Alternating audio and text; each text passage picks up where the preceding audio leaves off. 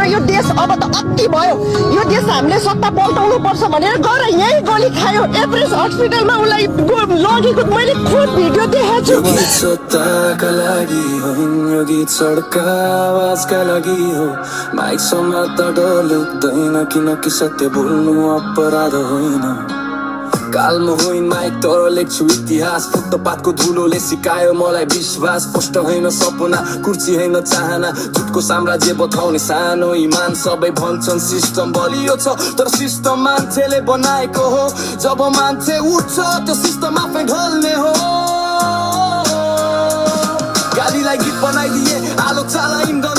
एक्लै हिँड्दा पनि डर छैन किनकि सत्य मेरो पहिचान हो। आवाज दबाउन खोजे तर आवाज नै म बने। नाम मेट्न खोजे तर सहरमा लेखिए। यो सहर मेरो गीत हो पीडा यसको शब्द हो। म चिच्याउँदिन तर सुन्छ देश अब सत्य बोल्छ मनको स्वर हो। नेता बन्न आएको होइन म जिम्मेवारी बोकेर हिँडेको। यदि इमानदारी अपराध हो भने म दोषी हुँ खुसीले स्वीकारेको। बच्चाको भविष्य देख्छु फोहोरमा त्यसैले सफा गर्छु सडक मात्र होइन सोच। फेसबुकको लाइक होइन मेरो जित आँखामा भरोसा देखिनु नै हो होस्। म मान्छे हुन्थे चाहेन गति हुन्छ तर बिग्दिन। सत्य मैले जनतासँग खाएँ त्यो सब कहिले तोड्दिन। कसैको एजेन्ट होइन कसैको छाया होइन म त त्यही आवाज हुँ जसलाई सुन्ने आँट थिएन।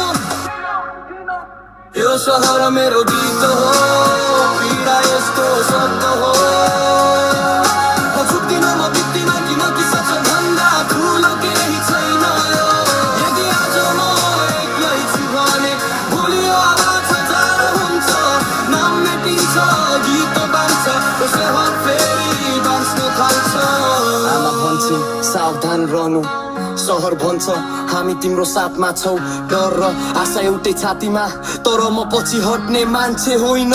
म क्रान्ति होइन प्रक्रिया हुँ धीमे तर साँचो। म चमत्कार होइन म काम गर्ने मान्छे मात्र हो। यदि यो गीत कसैलाई चोट लाग्छ भने सायद त्यो सत्यको ध्वनि हो। त्यो सत्यको ध्वनि हो। चार सास फेर्छौ जब कसैले डर मान्दैन।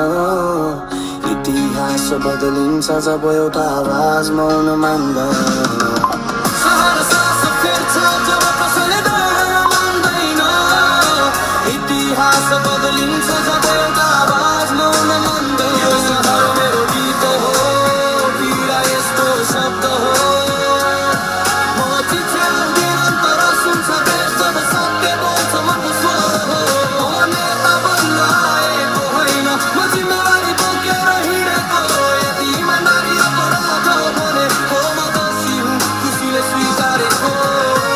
मैले खुद भिडियो देखाएको छु तर पनि मैले बेलुकासम्म मेरो छोरा गयो भनेर पनि मैले पत्ता लगाउन नसकेँ। कति हस्पिटल धाएँ होइन। उसको त्यो के गल्ती थियो त्यसरी जथाभावी गोली हाल्ने होइन। जसले गोली हानेको छ नि उनीहरूले कम्मर पनि हालिदिएको भए हाम्रो बच्चा हामी बचाउन सक्थ्यौँ। सक्थ्यो कि सक्थेनौँ।